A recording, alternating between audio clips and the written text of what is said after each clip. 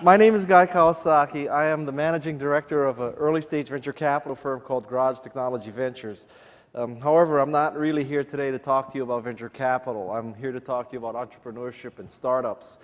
A little bit about my background. I worked for Apple twice in my life. From 1983 to 1987, I was Apple's software evangelist. And I also worked from 1995 to 1997 when I was Apple's chief evangelist. My job essentially was to make sure that there was a lot of software for Macintosh. And I worked for Steve Jobs in the Mac division that first time. It was a very, very interesting experience. For those of you who know people from Apple, I don't think you'll find this surprising, but I consider the Macintosh division the largest collection of egomaniacs in the history of Silicon Valley. And that's saying a lot in this valley.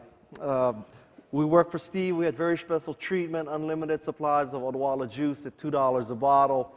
On Thursdays and Fridays, we had massage therapists come into our cubicles and give us back rubs. Unlike any other part of Apple Computer, a Macintosh division employee could fly first class for any flight over 2 hours. My definition of the 2 hours begins at the moment you leave your apartment, so I flew first class everywhere for years. You know, back then the company was divided into product divisions. There was the Apple II division, which made all the money, and the Macintosh division, which spent all the money. And the Apple II division, we really treated them lousy. I regret that, because of our arrogance, because of our NIH attitude. And so the Apple II division people weren't even allowed in the Macintosh division building. Now, arguably, they paid for the building, but they were not allowed into the building. And because of this, the Apple II division people came up with a great joke about the Mac division people, which is how many Macintosh division employees does it take to screw in a light bulb? The answer is one. The Macintosh division employee holds up the light bulb and expects the universe to revolve around him. How many of you use Macintoshes in this room? A lot of oppressed people, huh? So, I'll tell you, is Microsoft a sponsor of this conference? Yes. Well, they won't be. The Microsoft version of this joke is how many Microsoft employees does it take to screw in a light bulb? The answer is none, because Bill Gates has declared darkness the new standard. Early in my career, I sat through many keynote speeches at Comdex, at Macworld Expo. I saw many, many high-tech CEOs speak. And I have to tell you, one thing I noticed is that they pretty much sucked as speakers. And the second thing that I figured out sitting in these audiences of sucky keynotes was that if there's anything worse than a CEO who sucks as a speaker, it's a CEO who sucks as a speaker, and you have no idea how much longer he or she will suck. And so I have adopted the top 10 format for all my speeches. This way, if you think I suck, at least you can track progress through my speech. I hope you don't think I suck, but at least you can track progress. So I'm going to use the top 10. This speech is loosely based on a book I wrote called The Art of the Start. And I don't know what's on. Has the slides been up? Yeah? Oh, okay. So I'm going to give you my top 10 pieces of advice about the art of the start, about entrepreneurship and intrapreneurship. I'll be the first to admit, when you're a keynote speaker and an author, you tend to start believing your old bullshit and thinking that you did everything right in your career, and you want the audience to perceive you as omnipotent and omniscient, and look at all the things that I did. I never made a mistake in my career, and that's a lot of crap. I made a lot of mistakes in my career. This book reflects what I should have done, what I could have done, sometimes what I did do. But generally speaking, I would like to pass on what I learned, in many cases the hard way, to you, a group of entrepreneurs. And I hope that you can take this information and change the world. Okay? So, thank you. The first thing that I learned is that if you want to change the world, if you truly want to be a successful entrepreneur, the best reason to start a company is to make meaning, is to change the world. I think you can make meaning in fundamentally 3 ways. The first is to increase the quality of life. That's what the Macintosh division was all about. We wanted to make people more creative and more productive. The second way is to right a wrong. We thought that MS-DOS was immoral. It was wrong. It was a crime against humanity, and we had to fix that wrong. And the third thing that you can do to make meaning is to prevent the end of something good. Now, as a venture capitalist, I'll tell you that we meet many times with entrepreneurs, and they come in and they think they're saying what we want to hear, which is, we want to make money. We believe that with our P2P optimized Google AdWords revenue model, collecting millions of eyeballs, that we can quickly flip this company and sell it to Google or Yahoo or Apple or Microsoft. If they don't take us off the market in 18 months, then it's no problem. We'll go public.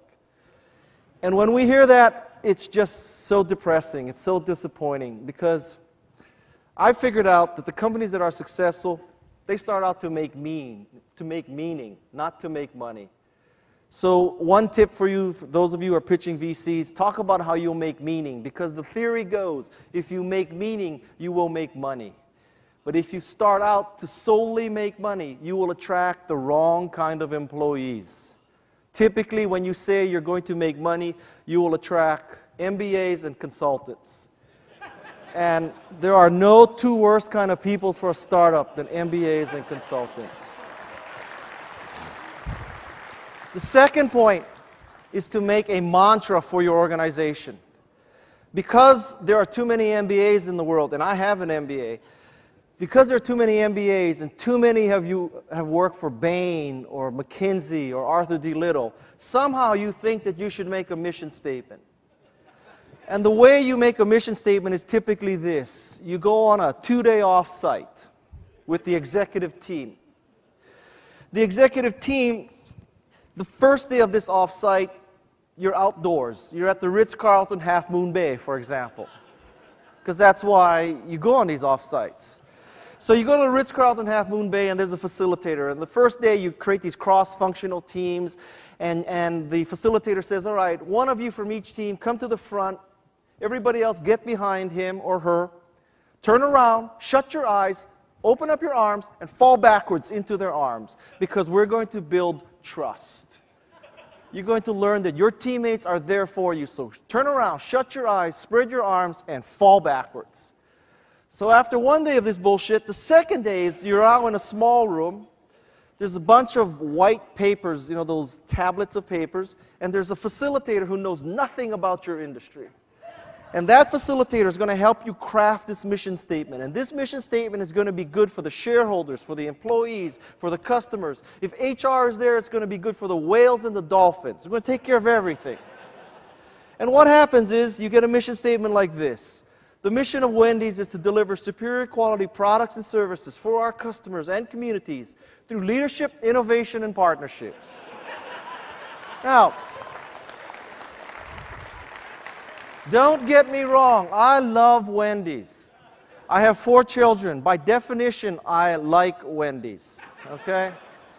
But I have to tell you, in all the times that I've eaten at Wendy's, it has never occurred to me that I am participating in something involving leadership, innovation, and partnerships. I dare say that if you ask Trixie or Biff, working at Wendy's, what is the mission statement of Wendy's, not one could repeat this. I also dare say that not even the founder of Wendy's, Dave Thomas, could repeat this. I know that's not true because he's dead. This is a useless kind of statement. It's too long, it's not unique, it's not memorable. As an entrepreneur, someday when you have 15,000 employees, you're trading on NASDAQ, and you spend $2 million to build your annual report, fine, make a dumbass mission statement like this. But right now in the entrepreneurial stage, I submit to you, you should create a mantra, 3 or 4 words, a mantra. Of all audiences, not to be racist, you should understand what a mantra is. So, let's have some mantras here. The mantra of Wendy's should be healthy, fast food. In 3 words, Wendy's could explain to every employee and every customer what we stand for. Healthy, fast food. Admittedly, there was a woman here who thought she'd change Wendy's mantra to healthy finger food. But in the long run, it's healthy, fast food. FedEx has airplanes. They have vans. They have an incredible IT infrastructure. FedEx can tell you that your package is on the left side of the van, on the third shelf from the bottom, traveling southwest on Highway 101 at 65 miles an hour in the third lane from the right. That's what FedEx can tell you. But all of that technology and all that infrastructure is for peace of mind. That's what that company stands for, when you absolutely, positively want something someplace. Third example, Nike. Great customer slogan, just do it. But a mantra is for the employees. Why do you work here? Why do you exist? Authentic athletic performance. That's why Nike exists.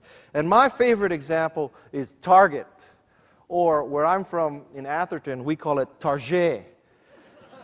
Because Target is not Price Club. You go to Price Club to buy 500 rolls of toilet paper in case there's a nuclear war and you can't get to the store for a few months. You go to Target to democratize design, to buy something of great design at an economical price. These are 4 companies, very successful. These are the kinds of mantras I want you to create for your organizations. Mantras, not mission statements. Now, I also want you to have the easiest, cheapest, and most expedient way to create a mission statement, because someday it may come to that. God bless you. Just remember me when you go public, all right? Now there's such thing as friends and family stock again. So, I will tell you how to get a great mission statement at no cost, no offsite, no McKinsey, no nothing, no facilitator, nothing, no pads of paper, magic marker, pens, nothing. You don't even have to look at advertising. Just go to the Dilbert Mission Statement Generator website. Because there, for absolutely no charge, you can get a great mission statement, a $25,000 mission statement like this. We exist to professionally build long-term, high-impact sources. I need to take a breath here. So that we may endeavor to synergistically leverage existing effective deliverables to stay competitive in tomorrow's world. Is that a mission statement or what? Huh? 25 grand.